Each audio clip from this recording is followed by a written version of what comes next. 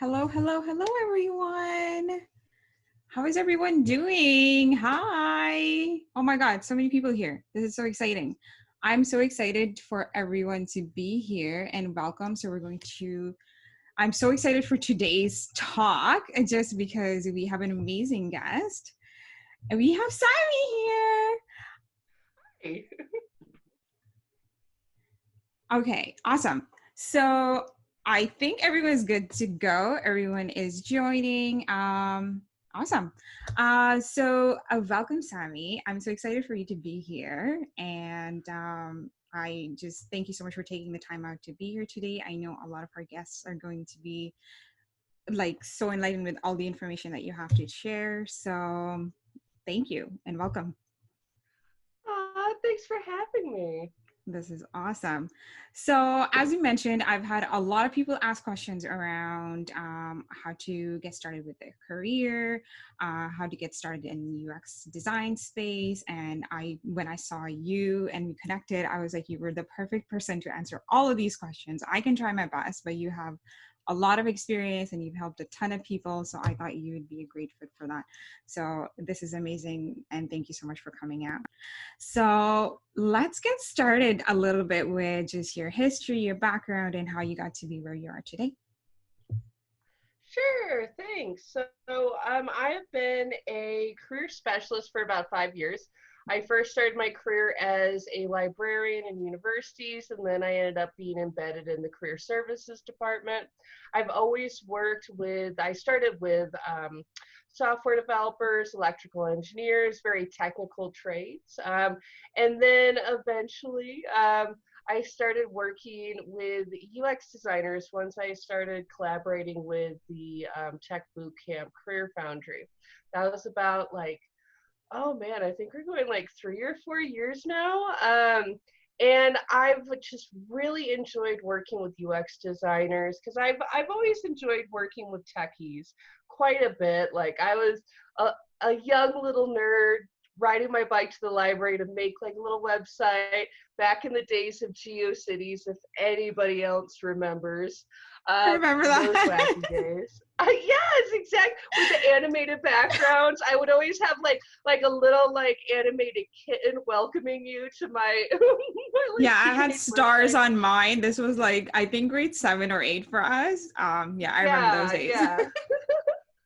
Yeah, the user experience of my first websites were really kitten focused, but so I've always really enjoyed technology, information technology, and then working with UX designers. It was such a good fit, not just for my interest, but also my personality. UX designers, by trade are very empathetic and interesting and stuff like that.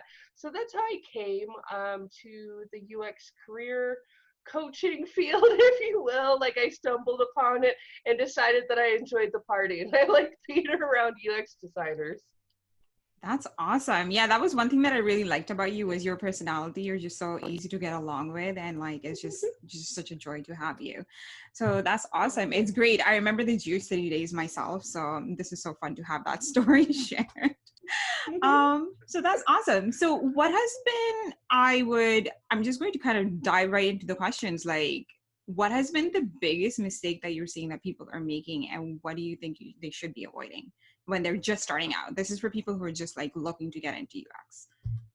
Sure. So what I see as a big mistake, especially considering the actual work that UX designers do, is they don't use those UX principles for their job hunt. So I know that sounds kind of weird, but let me explain. So when you are doing any sort of career change, it's really important to actually ideate what you want, because when you're making a strategy, if you don't have a focus on it, if you don't know what you want, it makes it harder for you to get it.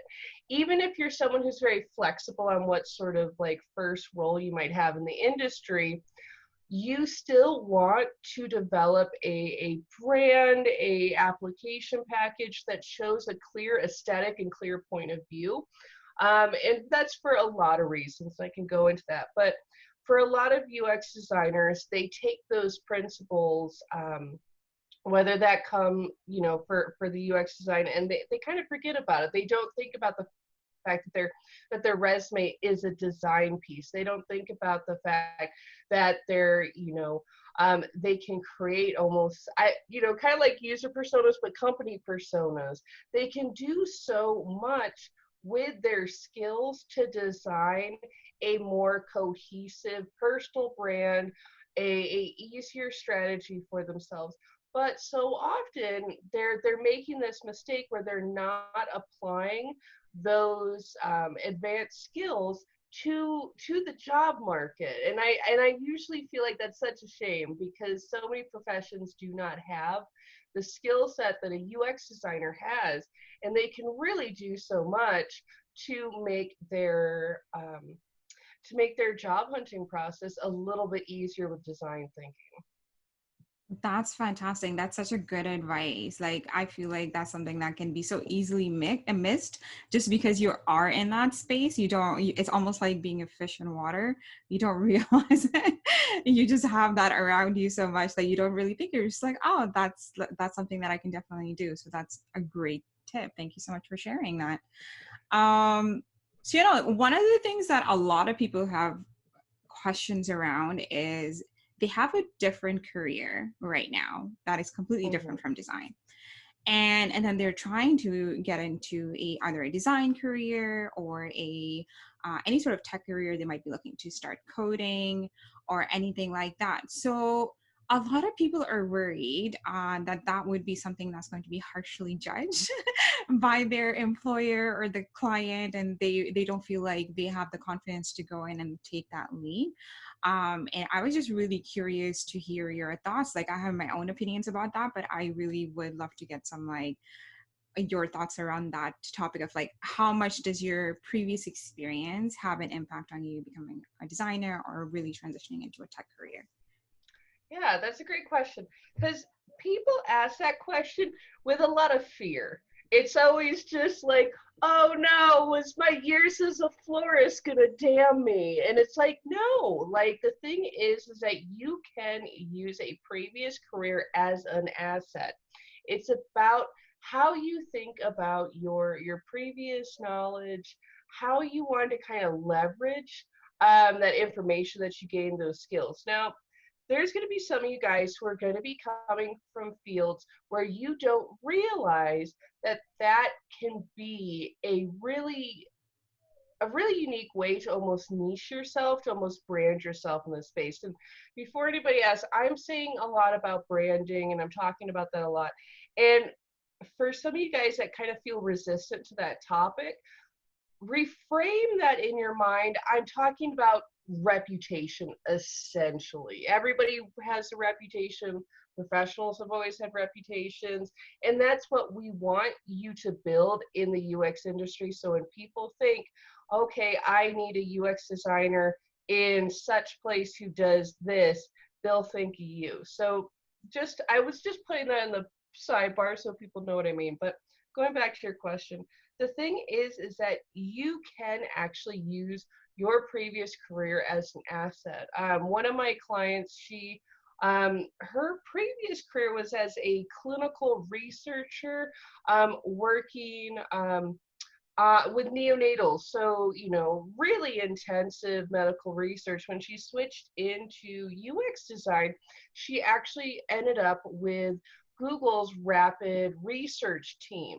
And when she was so nervous, and we were doing the interview prep, and she's like, I don't know, it's Google. And I'm like, lady, every time you feel nervous, think about the fact that you've been saving babies for the last 5 years in your career. Like, they've been making apps, so you're going to be fine. And she was able to walk in there and talk about the fact that she had done this research. Because, that's what she's kind of getting into, UX research.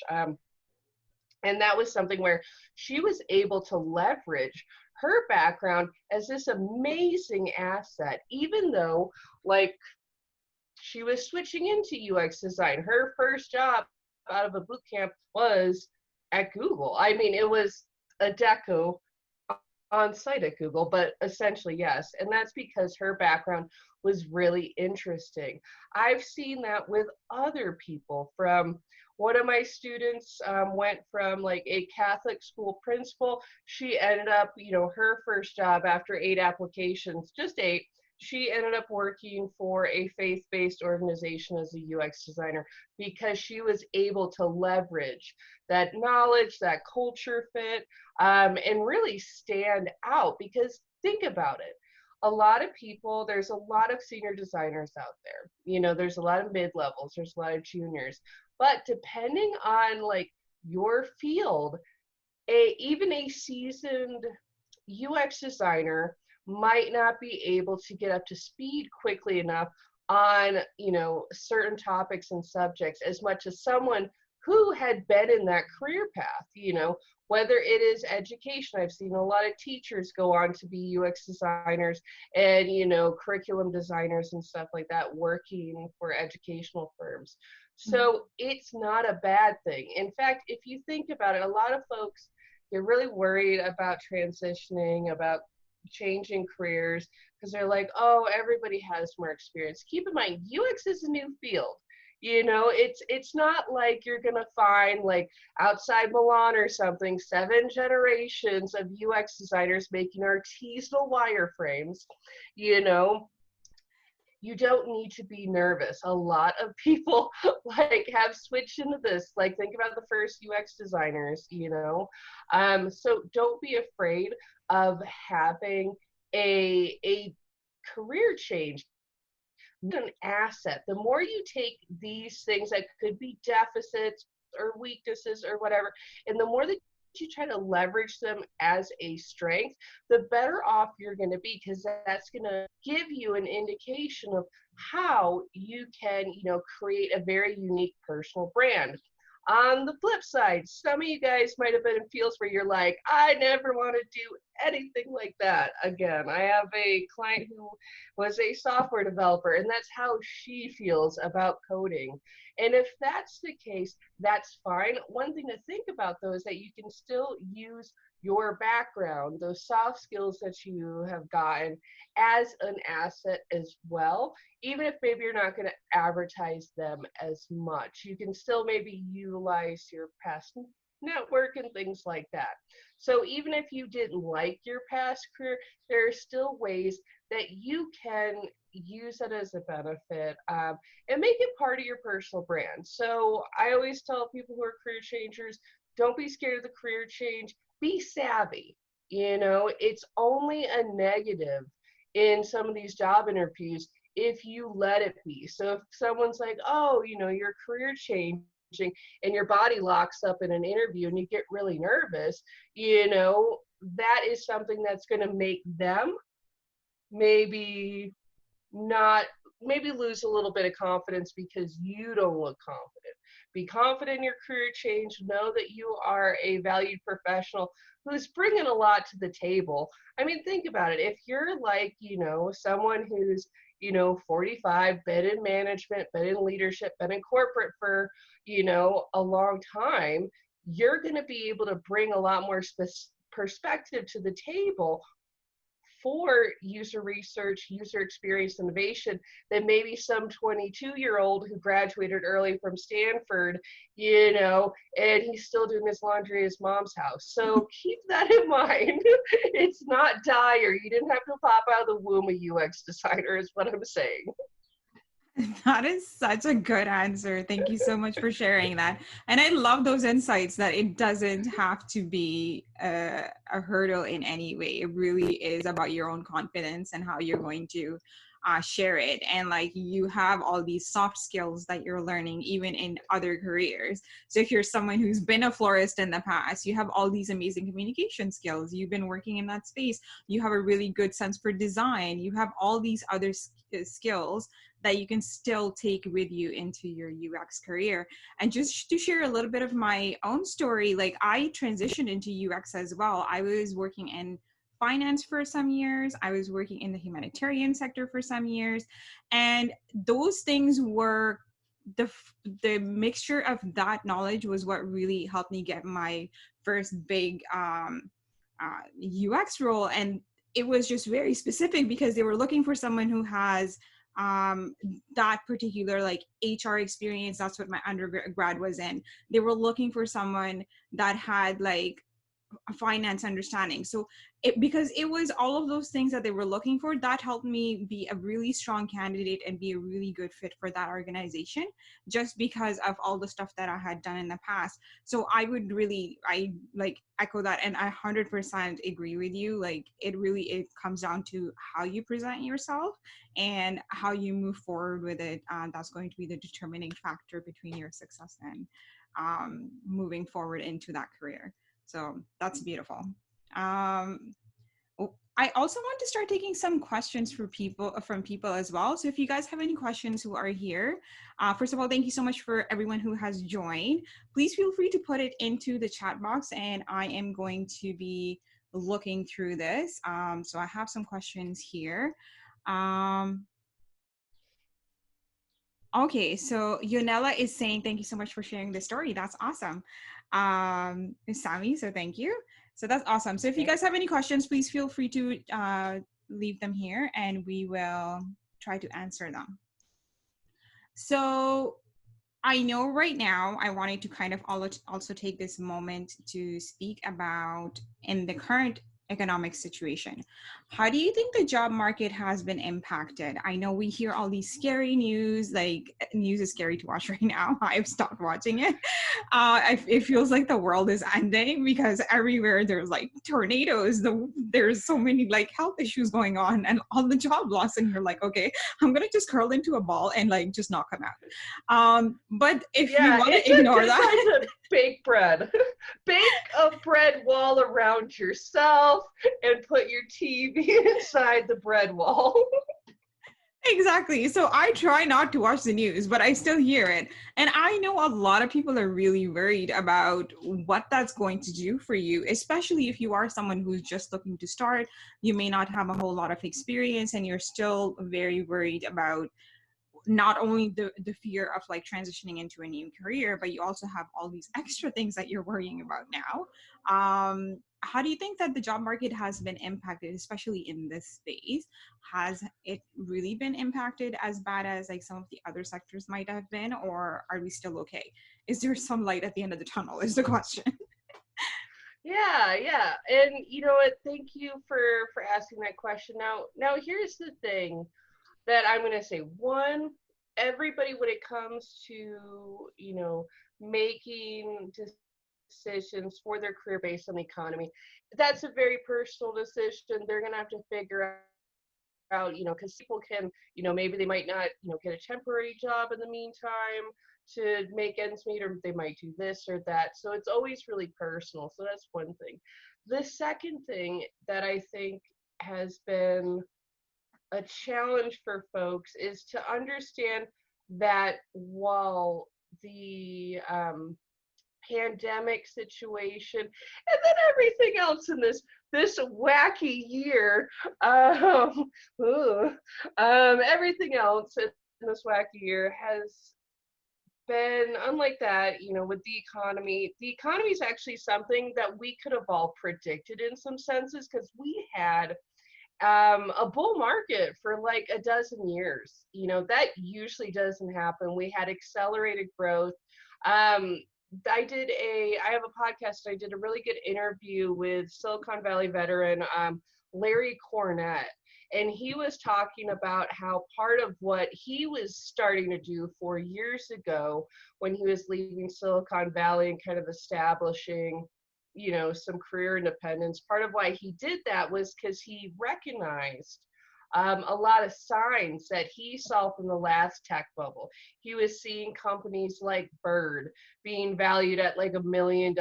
He was seeing companies and these startups being told by angel investors, you don't need to make a profit. Don't worry about that. Grow, grow, grow. So unfortunately, something was going to burst that bubble.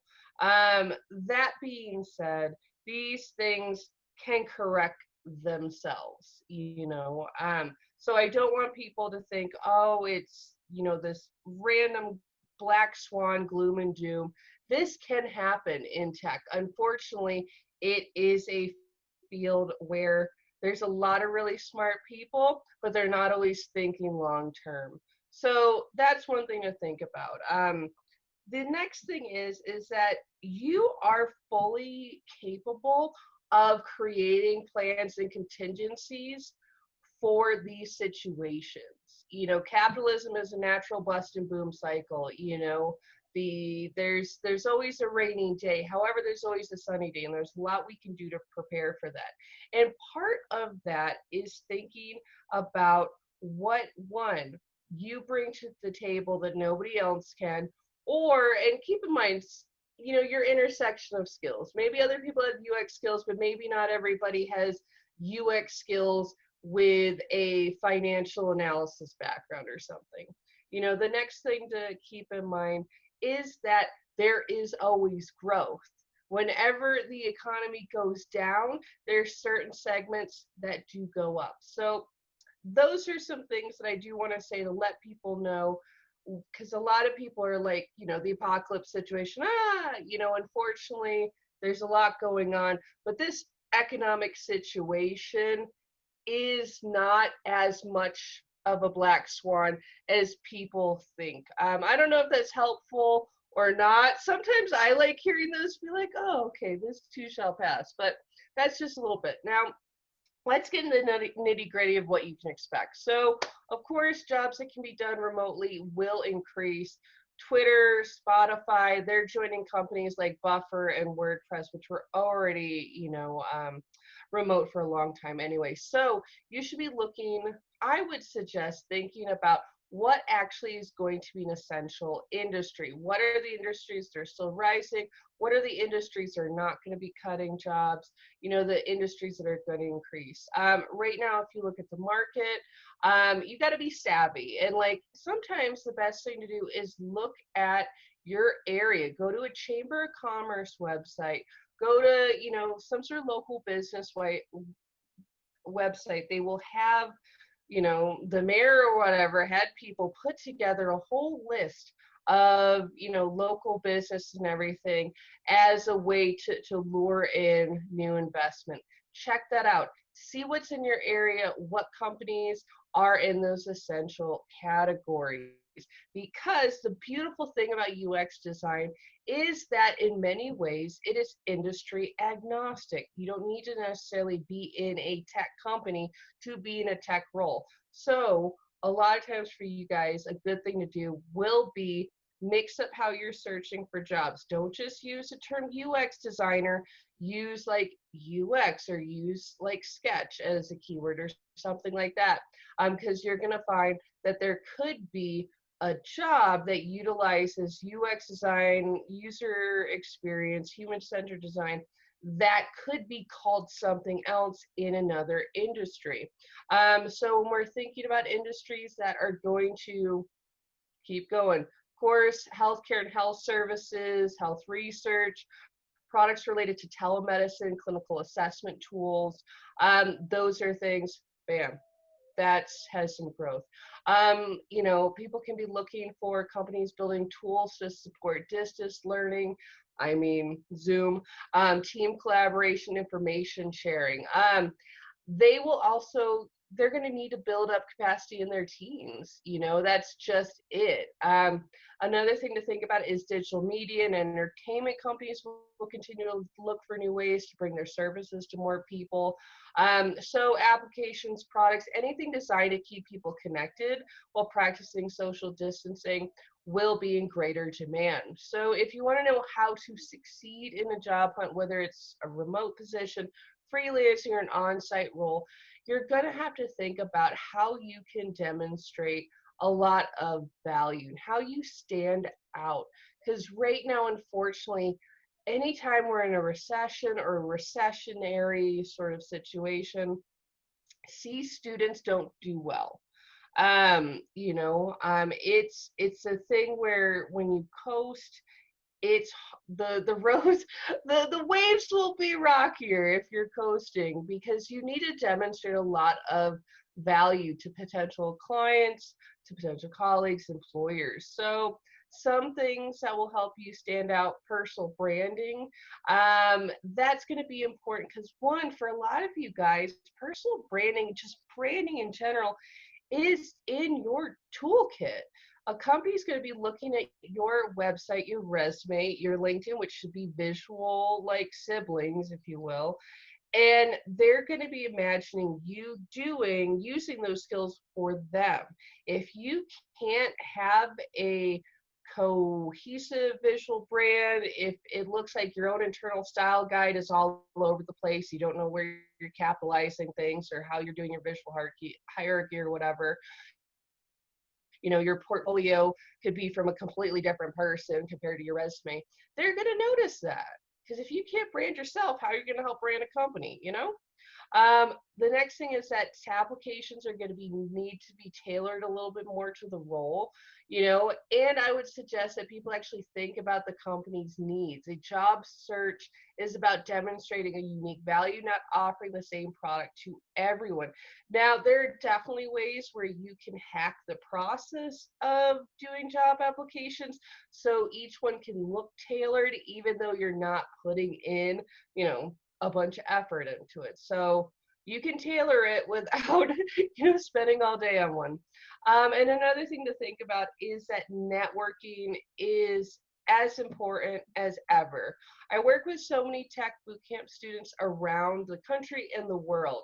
And a thing that I do in one of my emails, they kind of copy and paste to most of my students as welcome, as I say, students in your area report that networking is important. And I don't specify because it's important everywhere. It's not just Austin, it's not just Berlin, it's not just Denver. Like, people like to hire the familiar. So you have to, like, there's life outside of your apartment or there's life in like a Slack channel or something like that. You're going to want to get out there somehow because people want to hire the known, they want to hire the familiar. I mean, for my students who are Italian, I'm like, find other Italians. You will get into the Italian Tech Network because there is one. It's amazing. Slip on in and you'll be able to get work. And I tell people that all the time. Find your people, find your networks. It doesn't matter if you're like a content creator, if you are organizing events, if you are just participating in a bunch of them. Get out there and be seen, because right now you don't want to be an unknown quantity in your own area, at least. So those are some ideas. I know that I threw out a lot at people, but the thing is that in this economy, you're not always at that much of a disadvantage from the seniors. A lot of people get nervous about that because there's so many who are out of work now. Now, keep in mind about your average senior designer is that a lot of them have been in the same job for maybe 4 or 5 years. They've been under NDAs. They probably have stopped networking because they're not as hungry as you as being juniors. So what that means is that for a lot of these people, and I know this because a lot of I've had people become private clients recently in this situation, is that a lot of they need to build portfolios from scratch. They need to write a resume from scratch. They need to almost rebuild their entire network from scratch. And a lot of them got used to being seniors in this bull market that we had for so long. And some of them kind of burned bridges with recruiters and stuff like that. So you as a junior, not only are you probably going to be more affordable when you think about it, you're also a little bit more agile. You've already probably made a website. You've already probably done a lot of these things. So don't feel like you're not competitive because you aren't a senior. A lot of them are having just as much of a struggle with getting into doing a job hunt as anyone else. So I know I went through time and space and a lot of different areas and sidebar conversations in that answer because it's complicated. What I really want people to do is not freak out. Fear is the mind killer.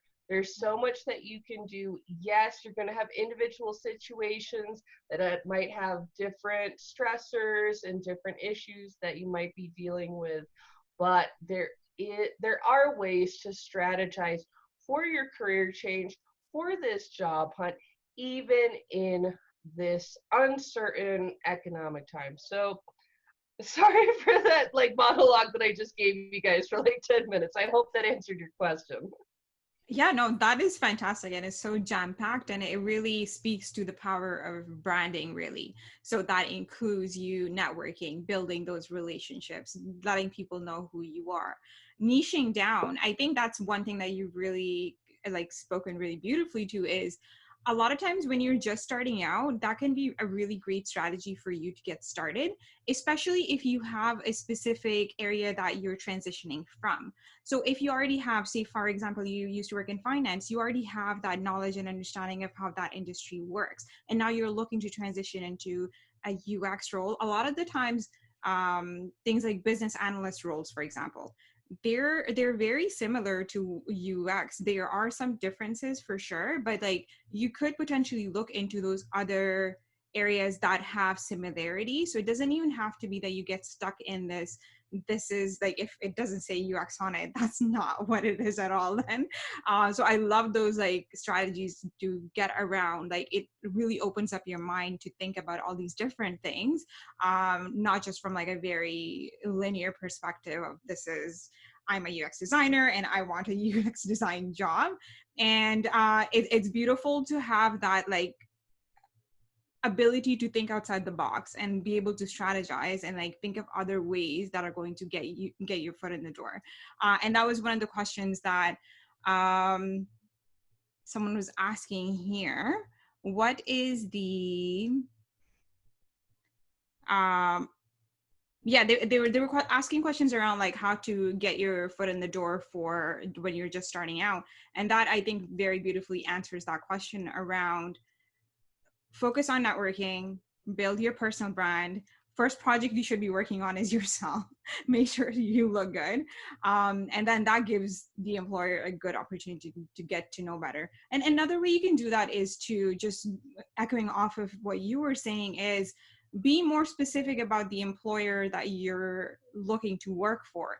When they see that you've put in that extra time and the extra energy to cater your application to that employer and they see that there is a good fit, it just becomes a matter of like, why not, right? Like if you can demonstrate, okay, I've done XYZ projects that are looking very similar to the type of work that you guys have been doing, or if in the news you hear about a particular something that they're working on, you can always say, okay, I'm interested in working in this project, this is my background, and I would be a great fit for that. So that is absolutely amazing. Thank you so much for sharing that. Very fantastic. So I'm going to take a question from Krishna here. He says, thanks so much for this initiative. My question is, how much impact this current situation will be bearing on the psychology and design as we're going to see touchless in the future or contactless in the future? How is that going to change things from like psychology, behavioral psychology? I think you muted off.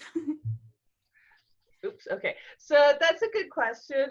Admittedly, ever since I read this really gross study about them analyzing the touch screens at McDonald's, I have been like, ooh, maybe we should touch things less. I was a germaphobe before it was cool, guys. Just throwing that out there. But yeah, so what I've already been seeing the move to voice design in a lot of ways anyway, so that was already there. And tech is actually doing a lot of really cool things in the fight against COVID, and I actually recommend a lot of you guys, especially because this kind of piggybacks off of what Yanela is asking and Sinag is asking about for steps in the door, how to get in as a fresher and everything.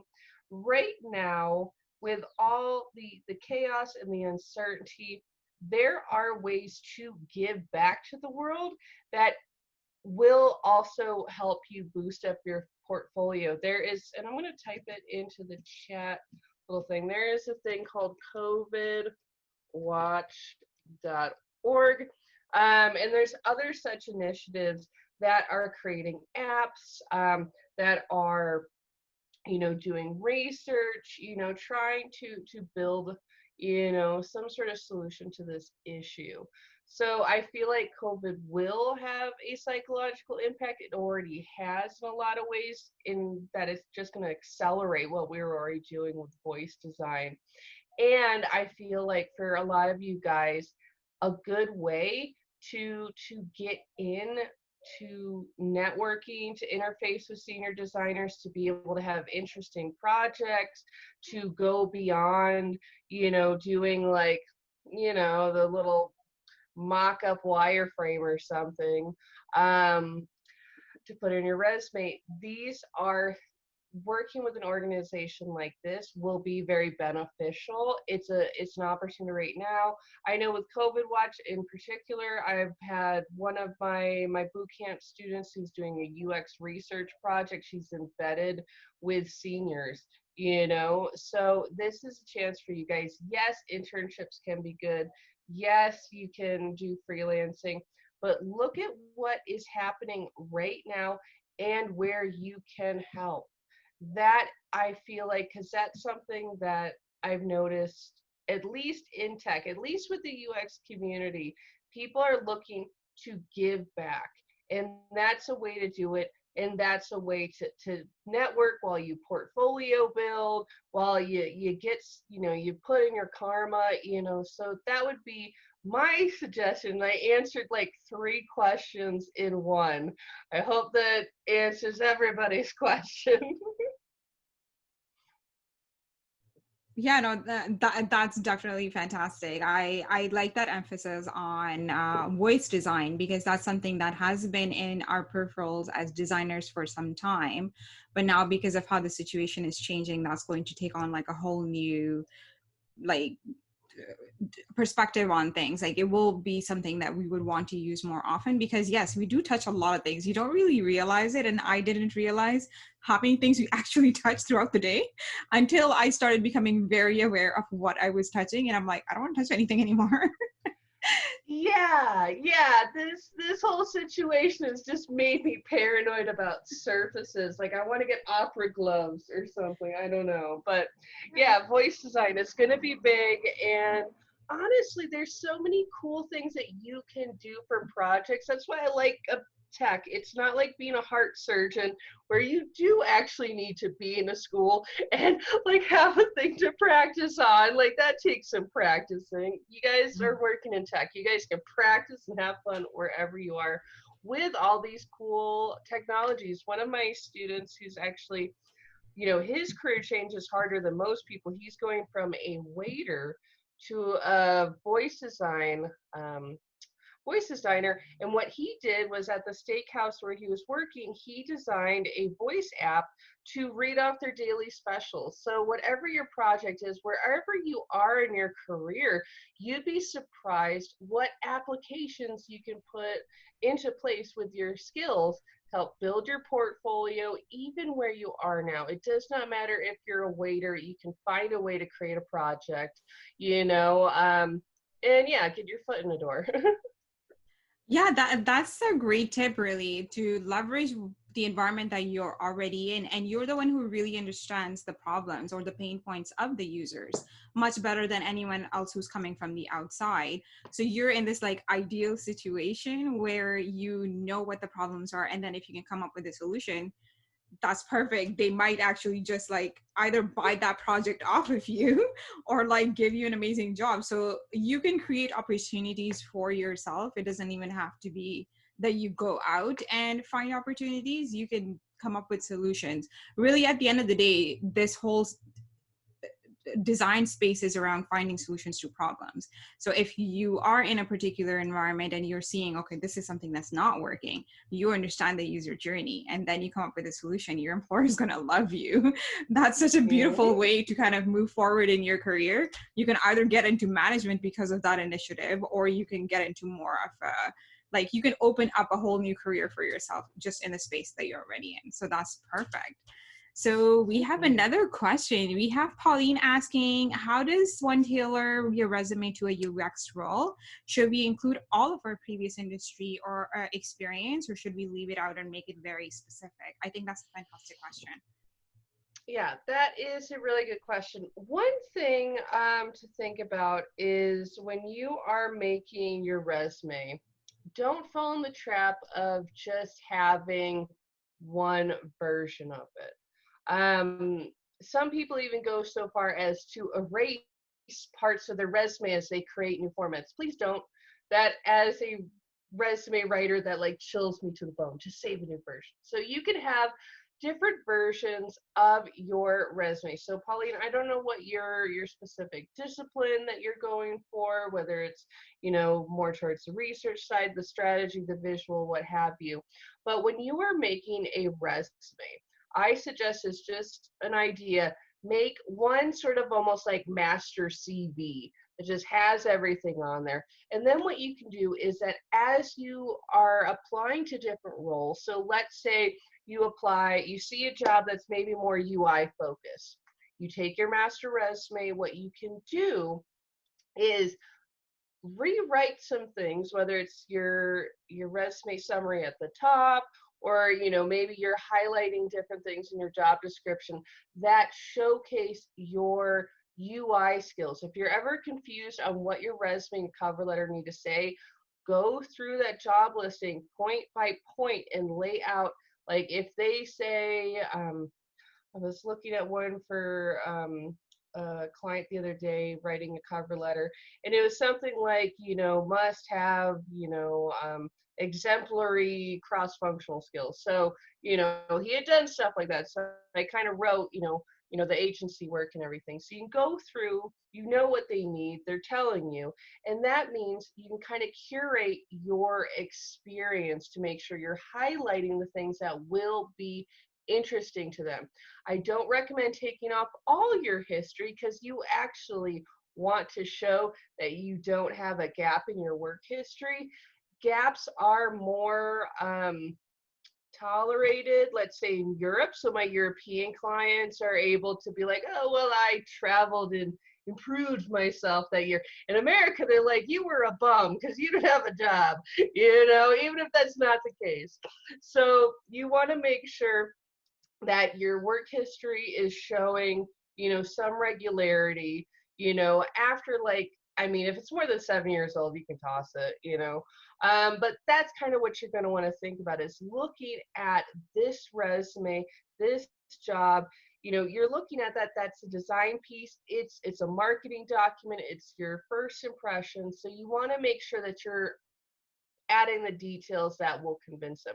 Now, if that sounds like in a lot of, after you make that like UI themed resume, save it as your UI resume, and you can send it off to other UI jobs. Every time you're making efforts in your career, most of the time you can take that sort of, I guess, career asset and reuse it in different ways. For any of you guys who have done marketing or in coming from a marketing background, you can think about each resume type as a funnel into your, as part of your marketing funnel. And keep in mind, you don't need to have a very niched portfolio, as long as your portfolio works are organized to where somebody can easily find your research projects as opposed to your, UI style guides. You're going to be fine. You can have a tailored resume that sort of funnels them into your maybe more generic portfolio. So Pauline, I hope that helps. Keep in mind, whenever it comes to a resume, you want to also remember that it is a working document. So try not to make it look like an infographic. Some students do, and then it makes it really hard for you to edit it later on without ruining the format. So that's, hopefully that helps, Pauline. Yeah, that's fantastic. One other thing I wanted to add off of that, when you create it as a infographic almost, I've done that in the past and I've learned the hard way where if you're sending it through to an employer, a lot of times it's going through like a online process where they're screening, and if it's a infographic, the system doesn't know what it is. It doesn't know like it's a word. So because a lot of times those, they're looking for keywords, and if they can't read what the words are, it will not even get to the HR manager or whatever. So just be really mindful of that. Like, it looks really beautiful and you can definitely do that, but just be mindful of the fact that like it is going to be screened at a certain point, and if it's not going to even get to the manager, then that's just a waste of time and energy on your part. So do create it in either like a Word sort of format, and then you can definitely add your bells and whistles and make it look like a designer's resume. You can make it look nice and represent who you are, but just be very mindful of the keywords that you're adding in there. Yeah, and any fancy, like more visually stimulating resume, you can attach it to your LinkedIn. I mean, I tell my designers, make your LinkedIn like almost like a little mini portfolio. You can put your fancier things there to attract the eye of recruiters, but always remember, if you need at least one resume, if it's going to not be directly emailed or like put in a recruiter's hot little hands, it's going to go through a computer, and a computer is not impressed with a bunch of skills scales because it can't read it. So that's some advice there. I kind of jumped ahead. I hope you don't mind. I saw this question about affordable ways to create portfolios. Yeah, Can I tell everybody what I'm obsessed with right now? of Can course, I please do. I was can just I going to ask you that question. It's about Pumi. That's awesome. Okay. Okay, right now, if you're looking for a free way to at least start your portfolio, Fumi, I'm really interested in this platform called Notion right now. I know that a lot of UX designers use things like UX Folio, and there's some Squarespace themes that are really popular. However, I feel like a lot of designers, they start with things like Wix and Weebly because it's free, and those platforms are limiting the image quality. Sometimes it's a little hit and miss, so it makes you look fuzzier than you need to, which is not good because recruiters, they're that first like round of recruiter in the hiring process, they're mostly looking at the pictures. They're not reading your case studies, to be honest. So a lot of students put themselves in these free platforms where they're a little bit like a hermit crab, and they outgrow it really quickly. I prefer students, when they're once they're at a level, to maybe be working with something like WordPress with Divi or Elementor as the template drag and wrap thing. But Notion is a really good option for people who need free.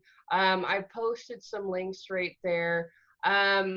That's something where at the very least you can start the process, and since you can move a lot of the blocks and stuff around, you can design something that maybe later on, as your skills develop, you have maybe more money to invest, whatever the deal is, you can build that on a regular website. I mostly recommend get out there and put something up, whether it is a Notion website like this, which is completely free, or it's something like create a PDF portfolio piece. You mostly just need at least one thing so you can send it out to a recruiter, and you shouldn't get too precious about perfection, because depending on where you are, if it's like your first project, it's going to be bad compared to what you do in the future. That's like it for everybody. The first time you do anything, whether it is like the first time you ride a bike, the first time, oh, for me, because I got to draw on my eyebrows, the first time I drew on my eyebrows, oh man, all seventh grade, I was very confused looking. So anytime you do that first thing, it's going to be bad. That's okay. You're going to get better. In fact, I recommend for juniors making their first portfolio piece, do that first portfolio, make a calendar reminder in 3 months, kind of refresh the how it looks and everything. So just get it up there. You can move on to something big. later on. Notion's a good, easy way to start. It's free. You can just start typing in it. I would rather you do that instead of something like Wix and Weebly, which grows frustrating really quickly.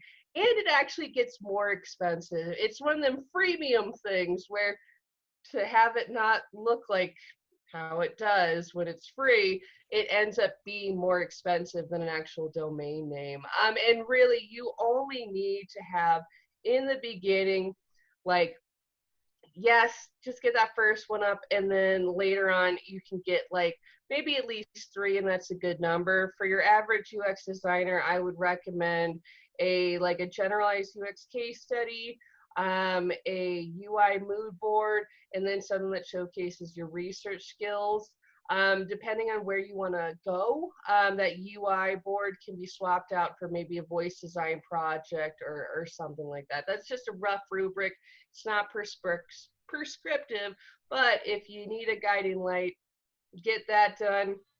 You're good to go. You're good to go. That's awesome. Yeah, no, I definitely agree with the Elementor one because it's so easy to use. So WordPress can be a little daunting when you first start out. But when I first started my portfolio, Elementor was a lifesaver. I really, really would I recommend love that. it. I love It's so Elementor. fun. It's almost soothing. You're just it makes me feel like I'm one of you guys because I'll even like take like I got like a little grid notepad and I'll do like a baby's first wireframe and be like, I'm gonna put the little opt-in thing here. And it's Yeah. hilarious when I pretend to be like you guys. I don't know what you guys do all the time, but I had my post-it notes and I was like, I got my post-it notes. Yay! I'm a UX designer. For sure. No, that was like I had to UX. The thing that I love about Elementor, which a lot of the other platforms don't necessarily have, is the flexibility to be able to make the templates the way you want them to be. And you can pretty Mm-hmm. much UX your own portfolio and make it look the way you want it. You can have all these things included in there. And it is drag and drop, which is just so perfect. So you don't need a whole lot of technical skills. Like you don't have to be a professional coder for you to build your website. You can make it very nice. It has a ton of transitions, which I'm such a big fan of, like the animations. I Mm-hmm. love those. I go crazy. Sometimes I use too many. So don't do that. But Yeah. yeah, no, it just makes it like things pop out, they bounce in, and I'm like, okay, this is so cool. It makes you look super professional. So no, definitely Yes. there is so many. Yeah, so Elementor Mm. is definitely on top of that list of things. Yeah. Uh, Another one that I've used is Rookie Up in the past, which gives you access to free. Well, they have it's I think it's $49, but they essentially give you access to different sort of projects that you can work on, which is a great way to look into it as well. But there's a ton of different opportunities, and I know um, from the perspective of we are kind of starting to run out of time. So I'm going to ask Mm-hmm. this one last question. So recruiters ask for more projects for reviews on portfolio. What do you do in case you have a minimal number of projects in reality? Yeah, here's the thing. Depending on what kind of recruiter that is, whether they're in-house or they're a third party, if they are actually someone who specializes in UX, they might not be able to read that portfolio. So they really just need one. And what they're doing is that they're looking for the little details. They want to see one, what is your skill level with Sketch? They want to see a little bit of your thought process. They want to see how it's organized. They're looking for little mistakes like typos, things out of alignment. They might not be able to know as much about the UX process, so they're mostly just trying to make sure at first glance that it looks professional so they can pass it on. Pick a project that has to do with your skills. The minimum number of projects that you need are the ones that will showcase the skills that you are marketing. So if you are maybe trying to be like, a bit of a unicorn, then you might have a coding project in addition to a UX project, in addition to a voice design project. I would suggest starting with three and then curating them more later. But I've seen people get hired with one portfolio piece. I Mhm. mean, it was a portfolio piece where Angel sang when you clicked open the document, you know. It's mostly, I would rather you have one real solid portfolio piece than like 10 that kind of look cruddy. Um, because they're not going to look at all 10. They're going to see that one cruddy one where it looks like you made your user personas in MS Paint, and they're going to go, ew, and they're going to leave. Maybe they might not say ew, but they're going to say something like that. Yeah, no, for sure. It's so important to kind of it's not about quantity, it really is about quality. So if you can show to the employer that you are capable of producing good work, I think that's all they really need to know. And also if they can really understand your thought process behind why you made the decisions that you made. So if in a case study you're able to do a really good job of explaining how you use the UX principles to get the results or why you made the decisions that you made, that's mostly sufficient enough. So I know we're running out of time. So one of the last questions that I'm going to ask you is, what is the one piece of advice that you would give to your younger self? So what would that be Okay. if you were just starting out? Okay. I had so many like random questions that came up because whenever I get this, the first thing that always comes to mind is don't date actors, but that doesn't have anything to do with your career. But it's good advice. So yeah, so great advice. Oh, and just so you guys know, um, pertaining to the portfolio discussion, I dropped two links in the chat. The first two are websites made with WordPress and Elementor, so you can see it. And then I have a little Notion website, so I have that listed so you guys can kind of see what you can do. But sidebar, that's in the chat. So my advice that would have been for my younger self is one, don't be shy about walking into the room. Now, what I mean by that is that for a long time in my teen years, my 20s, I was waiting for permission. I was waiting for someone to open the door and invite me inside because I was scared to go into that room, whether that is like the room of power or the room of influence or just, networking with other people. I was super nervous. I did not feel confident. I thought someone needed to guide me. And you guys, your room, it could be different. It could be anything, but I was afraid to go there. And what I didn't understand, and this was made clear to me by a good friend, Robin Bay Carpenter, who is a socialite and advice columnist and just like a very like a bi-coastal jet setting woman. And she is this Uber networker, who told me, and she was like, honey, I'm a black lesbian who made my career as a news journalist in the 80s. Nobody wanted me in the room. And you know what I did? I walked in there, I kept my head held high. And the thing is, once you get in the room, most people don't know if you're supposed to be there or not. If you act comfortable, you grab a canapé and the champagne and put on a smile. Everyone thinks you're supposed to be there anyway. So that is what I'm going to say to you guys. Whatever that room is that you want to walk into, that you're afraid of, that you're like, I need permission, somebody needs to sign a note or hold my hand or guide me through, you don't need it.